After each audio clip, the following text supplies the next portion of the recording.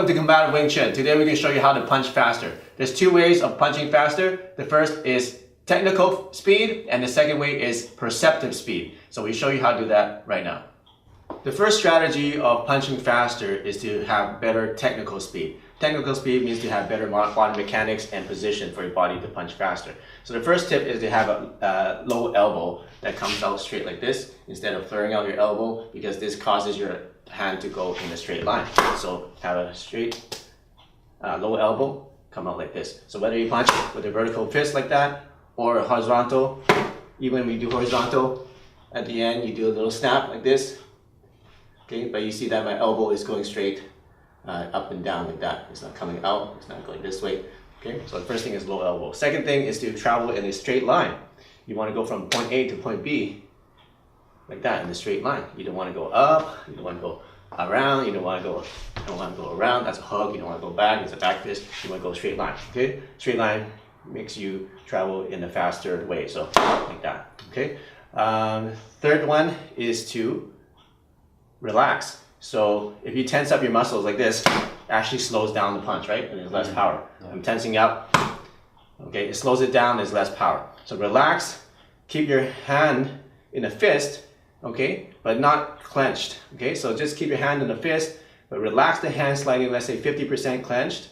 Okay, everything else is relaxed, your whole body relaxed, and then whip it out like that. So that is the third way, is to be relaxed. The fourth way, technically, is to snap the punch back as fast as you bring it out. So you out and in, like that, out and in, out and in. Bring it back as fast as you bring it out. Here's a bonus way to increase your technical speed. So we talked about four ways. It's actually another fifth way. Notice my stance is a little bit slightly leaning forward. So if I'm leaning forward, my momentum is already going forward. If I'm leaning backward, my momentum is backward. And if I want to go forward, I have to actually bring my momentum forward a little bit before I move forward.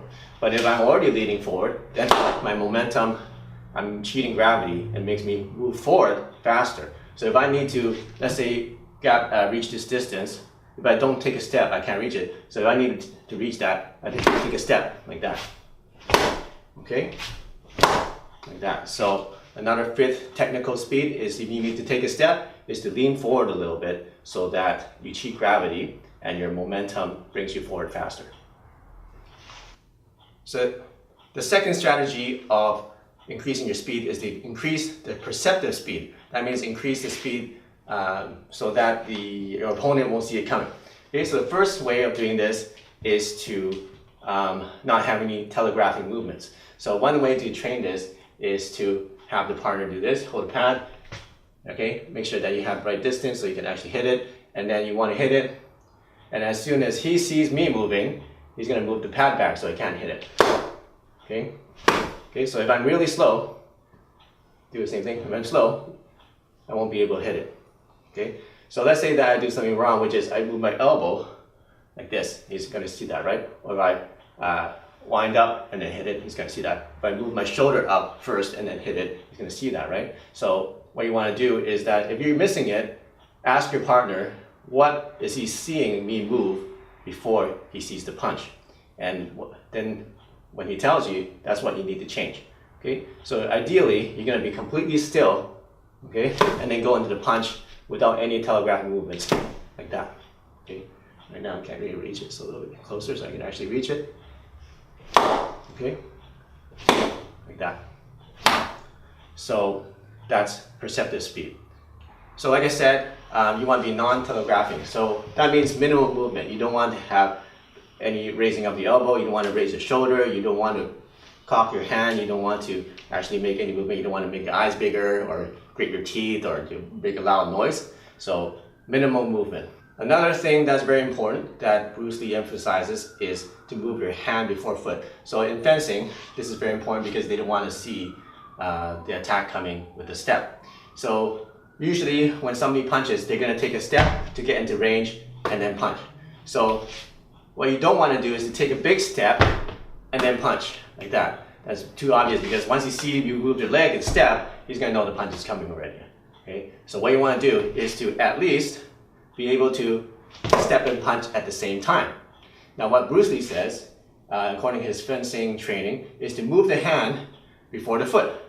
So you want to be moving the hand forward already before you even move the foot. So it's something like this. Okay, so you're kind of like falling into the punch. Okay, so that way he won't even be able to see your foot move because you already moved your hand first. Okay, but if you can't get to that level, just do this, is to time the step to land at the same time as you land on target. So like that, okay, like that. So that's the third tip, is to move your hand faster than your foot, or at least at the same time as your foot lands on the ground. Here are 4 tricks that you can use to make your punching speed even faster. Trick number 1 is to sneak the distance. So let's say that distance is here, okay, and this is my reach, right? So what I want to do, so instead of punching from your chin to here, there's a distance from A to B, I'm going to sneak the distance and actually put my hand out here, so then my hand only has to travel from here to here, so it's a shorter distance. Shorter distance means faster. Okay, you'll have less time to react to that. So instead of punching here, I'm going to punch from here. It's even shorter distance. Okay, punch somewhere in between. The only downside of that is that when you bring your hand away from your chin, you're open to attacks because you just opened it up, your face over here, right? So make sure that you do use it at the right time. A second trick is to make your hand a little bit lower. Now, this will be probably a little bit more useful in street self-defense, because when you bring your hand lower, it's out of his field of vision, especially with somebody who's angry. So in a street fight, usually the guy is angry, he's pumping full of adrenaline, and what that does to a person is you start to get tunnel vision. Okay, your field of vision actually narrows. So when that happens, it's really beneficial for you to actually start with your fist lower, especially before the fight, so that when it comes up, it's actually outside his field of vision. It'll be actually harder for him to see it coming because it's outside of his tunnel vision. So it'll somewhere like around here, okay, a little bit lower. And once again, whenever you bring your hands down, you're open to attack. So make sure that you don't use it, or just use it at the right time. The third little trick of increasing your speed in punching is to punch from movement. So this helps, especially in sparring, you're already in the fight and you're moving around, okay? So what you want to do is not stand still like this. In training, we stand still like this and then punch so that we can train the reaction speed, we train the non-telegraph ability. But once you start the fight, okay, you want to be moving your hand around, okay?